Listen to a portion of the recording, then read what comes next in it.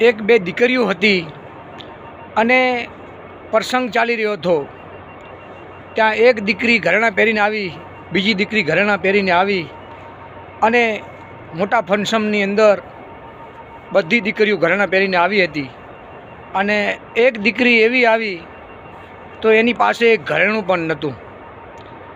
એટલે બધી દીકરીઓ સ્ત્રીઓ બધી ભેગી થઈને એમ કહેતી હતી કે આવું ફંક્શન ચાલે છે અને આ દીકરી સાદા કપડાં પહેરી અને સાદું પહેરીને આવા ફંક્શનમાં આવી છે તો આની પાસે ઘરેણાં નહીં હોય। મિત્રો, ઘરેણાંની જો કિંમત હોય તો રાવણ પાસે સોનું ક્યાં ઓછું હતું અને રામને તમારે ક્યાં સોનાનું મુગટ હતું। એટલે મિત્રો, દીકરીઓ બધી ભેગી થઈને બેઠી હતી। ત્યાં ભાઈડાની અને મરદની ત્યાં ખબર પડે, મરદની ને બાયલાની ત્યાં ખબર પડે કે મિત્રો બધા ફંક્શનની અંદર બેઠી ગયા હતા અને બધાના ઘરવાળા આવી ગયા હતા અને બધાના ઘરવાળા બેસીને શાંતિ ચાલતી હતી। એમાં આ ઘરેણાં વગરની બાઈનો પતિ આવ્યો ત્યારે એની વાહ વાહ વાહ થવા માંડી।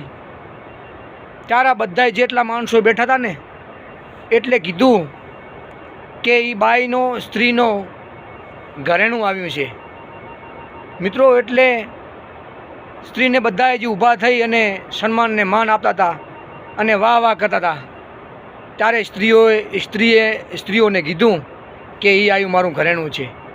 એટલે મિત્રો, એક ધ્યાન રાખજો કે ગરીબને ગરીબ ના માનવો અને મોટાને બહુ અભિમાન ન કરવું।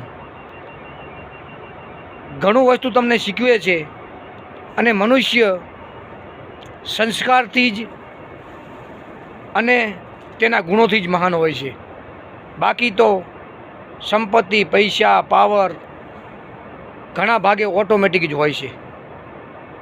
એટલે દીકરીએ બધાને જવાબ આપ્યો કે આ મારું સોનાનું ઘરેણું આવ્યું છે। જય માતાજી।